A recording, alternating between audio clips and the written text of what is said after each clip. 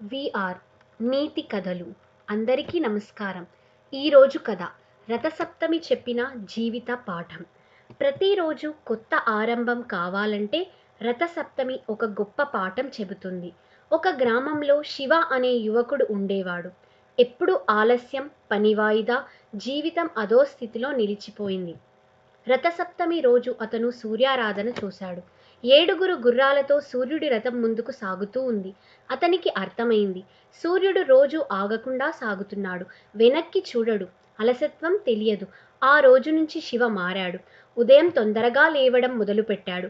పని సమయానికి చేయడం అలవాటు చేసుకున్నాడు. జీవితం ముందుకు సాగింది. రథసప్తమి నీతి: రోజూ ముందుకు సాగితేనే జీవితం వెలుగుతుంది. రథసప్తమి శుభాకాంక్షలు. ఈ కథ నచ్చితే please subscribe, like, share, comment. Thank you.